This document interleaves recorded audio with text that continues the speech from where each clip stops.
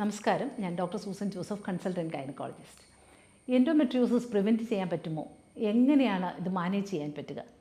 നമ്മൾ എൻഡോമെട്രിയോസിസ് സാധാരണഗതിയിൽ പ്രത്യേകിച്ച് സിവിയർ പെയിനായിട്ട് കുട്ടികൾ വരുമ്പോൾ നമ്മൾ അവരോട് പറയും അവരുടെ പെയിൻ്റെ ഹിസ്റ്ററി, അതായത് ആദ്യത്തെ ഒരു ദിവസത്തെ വേദന, അത് പീരിയഡ് ടൈമിലെ വേദന, അത് നോർമലാവാം. പക്ഷേ പീരിയഡ് തുടങ്ങുന്നതിന് മുമ്പ് തൊട്ടേ അവരുടെ വേദന പീരിയഡിൻ്റെ ത്രൂ ഔട്ട് നിൽക്കുകയാണ്, അതിന് ശേഷവും ഉണ്ടെങ്കിൽ ചിലപ്പോൾ അത് എൻഡോമെട്രിയോസിസ് ആകാം. അപ്പോൾ നമ്മൾ അൾട്രാസൗണ്ട് സാധാരണ പറയുമ്പോൾ അതിനകത്തത് കാണണമെന്നില്ല. അപ്പോൾ നമ്മൾ കുട്ടികൾക്ക് പ്രത്യേകിച്ച് വജൈനൽ സ്കാൻ ചെയ്യാൻ പറ്റാത്തവർക്ക് നമ്മൾ റെക്ടൽ സ്കാൻ ചെയ്യും. അപ്പോൾ ഓവറിയൊക്കെ ഒട്ടിയൊക്കെ ഇരിക്കുന്ന ഒരു സാഹചര്യമാണെങ്കിൽ ചിലപ്പോൾ അത് എൻഡോമെട്രിയോസിസ് ആകാം. അപ്പോൾ നമ്മൾ അവർക്ക് കണ്ടിന്യൂസ് ഹോർമോൺ പിൽസ് കൊടുക്കും. പ്രത്യേകിച്ച് ഒരു 14 വയസ്സിനൊക്കെ ശേഷം കമ്പൈൻഡ് ഡോസ് കണ്ടിന്യൂസ് വളരെ ലോ ഡോസുള്ള പിൽസ് ഉണ്ട്. അത് ഓരോ പ്രാവശ്യവും പീരീഡ് ആകുമ്പോഴാണല്ലോ നമ്മൾ പറയുന്നത് പോലെ എൻഡോമെട്രിയോസിസ്, ഈ പുറത്ത് എവിടെയെങ്കിലും എൻഡോമെട്രിയോട്ടിക് ഡിപ്പോസിറ്റ് ഉണ്ടെങ്കിൽ അവിടെ ബ്ലീഡ് ചെയ്യുവാനും ഈ എൻഡോമെട്രിയോട്ടിക് സിസ്റ്റ് പ്രോഗ്രസ് ചെയ്യാനും സാധ്യത. അപ്പോൾ ഇങ്ങനെയുള്ള ബ്ലീഡിങ് പ്രിവെൻറ്റ് ചെയ്യുക എന്നുള്ളതാണ് നമ്മൾ ഈ കമ്പൈൻഡ് ഡോസി പിൽസ് കണ്ടിന്യൂസ് കൊടുക്കുക എന്നുകൊണ്ടുള്ള ഉദ്ദേശിക്കുന്നത്. 6 months വരെയും ഒക്കെ നമ്മൾ കണ്ടിന്യൂസ് കൊടുക്കും. അപ്പോൾ ഇടയ്ക്ക് ബ്ലീഡിങ് ഉണ്ടാവാതെ, അപ്പോൾ അവർ കൃത്യമായിട്ട് മുടങ്ങാതെ എടുക്കണം. OC പിൽ എടുക്കുമ്പോൾ നമ്മൾ ഇടയ്ക്ക് മുടങ്ങിയാൽ ബ്ലീഡിങ് വരും. അപ്പോൾ കൃത്യമായിട്ട് ഒരു അലാമൊക്കെ വെച്ചിട്ട് നമ്മൾ അവരോട് പറയും, നിങ്ങൾ ദിവസവും എടുക്കുക, മുടങ്ങാതെ എടുക്കുക. അപ്പോൾ 6 മാസം അല്ലെങ്കിൽ 3 മാസം അവരുടെ കൺവീനിയൻസ് അനുസരിച്ച് എടുത്തിട്ട് ഒരു ബ്രേക്ക് എടുക്കുക. അപ്പോൾ ഒരു ബ്ലീഡിങ് വരും. അപ്പോൾ ഈ എൻഡോമെട്രിയോട്ടിസ് സിസ്റ്റ് അധികം പ്രോഗ്രസ് ചെയ്യാതിരിക്കാൻ നമുക്ക് സാധിക്കും. ഇതൊരു സെക്കൻഡറി പ്രിവെൻഷൻ നമുക്ക് പറയാം.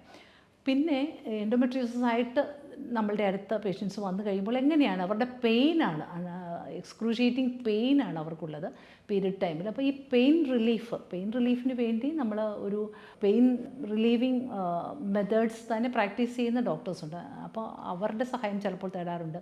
അതുപോലെ തന്നെ യൂഷ്വലി ഫസ്റ്റ് സ്റ്റെപ്പായിട്ട് നമ്മൾ NSAIDs ആണ് സാധാരണ പെയിൻ റിലീഫിന് കൊടുക്കുന്ന, മെഫെനമിക് ആസിഡ്, ഇബുപ്രൂഫൻ.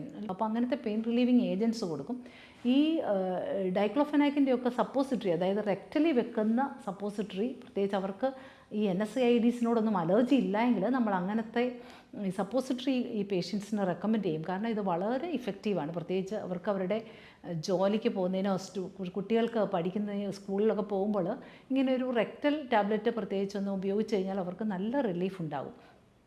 പിന്നെ ഉള്ള മെത്തേഡ്, ഇത് ഈ ഇതൊരു ഇൻഫ്ലമേറ്ററി റെസ്പോൺസാണ് പ്രൊഡ്യൂസ് ചെയ്യുന്നത്. ഈ എൻഡോമെട്രിയോട്ടിക് സെൽസ് കൂടുതൽ ഡെവലപ്പ് ചെയ്ത് അത് സിസ്റ്റ് ആവുന്നത് യൂഷ്വലി ഈസ്ട്രജൻ്റെ ഇഫക്റ്റ് കൊണ്ടാണ്. അപ്പോൾ നമ്മൾ അതിന് എഗൻസ്റ്റ് ആയിട്ടുള്ള ഹോർമോൺ പ്രൊജസ്റ്റജൻസ് ആണ് കൊടുക്കാറുള്ളത്.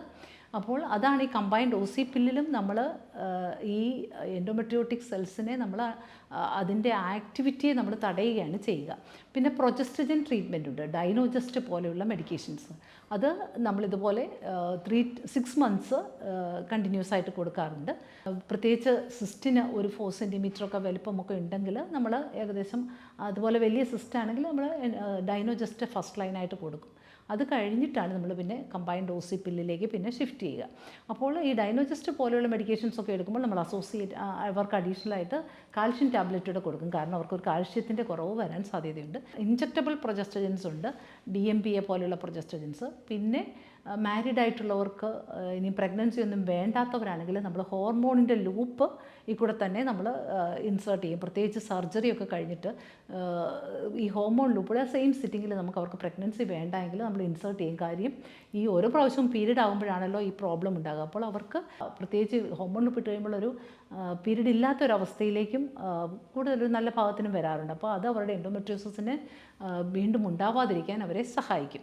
അപ്പോൾ ഈ എൻഡോമെട്രിയോസിസിൻ്റെ മാനേജ്മെൻറ്റ് അവരുടെ ഫെർട്ടിലിറ്റിയുടെ പെയിൻ, ഏജ്, സിംറ്റംസ് ഇതെല്ലാം ഡിപ്പെൻഡ് ചെയ്താണ്.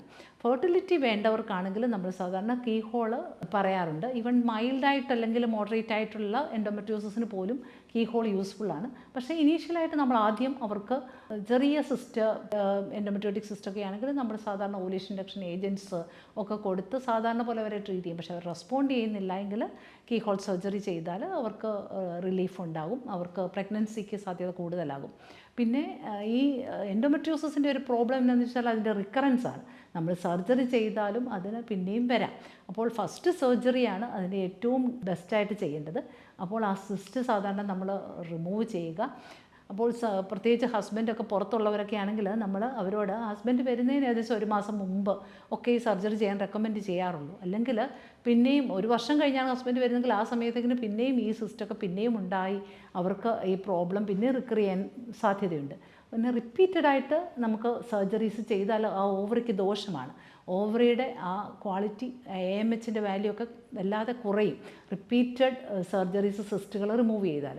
അപ്പോൾ കഴിവതും റിപ്പീറ്റഡ് സർജറീസ് ഇല്ലാതെ ആദ്യത്തെ സർജറിക്ക് പുറകെ തന്നെ പ്രഗ്നൻസി ആവാനുള്ള സാധ്യത അത് ഏറ്റവും യൂസ് ചെയ്യുവാനായിട്ട് നമ്മൾ ഈ പേഷ്യൻസിനെ എൻകറേജ് ചെയ്യാറുണ്ട്.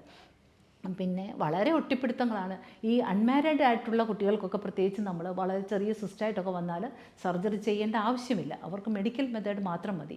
കാരണം പിന്നെ ഈ സർജറി ചെയ്താലും അവർക്ക് ഭാവിയിൽ പിന്നെയും സിസ്റ്റ് ഉണ്ടായി ഓരോ പ്രാവശ്യവും സർജറി ചെയ്താൽ അവരുടെ ഓവറിക്ക് ഡാമേജാണ്. പക്ഷേ ചില സമയത്ത് നമുക്കത് ചെയ്യേണ്ടി വരും. പ്രത്യേകിച്ച് ചിലപ്പോൾ ഈ എൻഡോമെട്രിയോസിസിൽ നിന്ന് ലീക്ക് വന്ന് സിവിയർ പെയിൻ ആയിട്ടിരിക്കുന്ന അവസ്ഥ, ചിലർക്ക് ഇൻഫെക്ഷൻ വന്നാൽ ചിലപ്പോൾ ആബ്സസ് ഒക്കെ ഉണ്ടാകുന്ന പഴുപ്പുണ്ടാകുന്ന അവസ്ഥ, അങ്ങനത്തെയൊക്കെ കണ്ടീഷനിൽ നമുക്ക് ഏത് പ്രായക്കാരിലും അവരുടെ സിംറ്റംസ് നമ്മളുടെ മെഡിക്കൽ മെത്തേഡ്സ് കൊണ്ട് കവേർഡ് ആവുന്നില്ലെങ്കിൽ സർജറി ചെയ്യേണ്ടി വരും.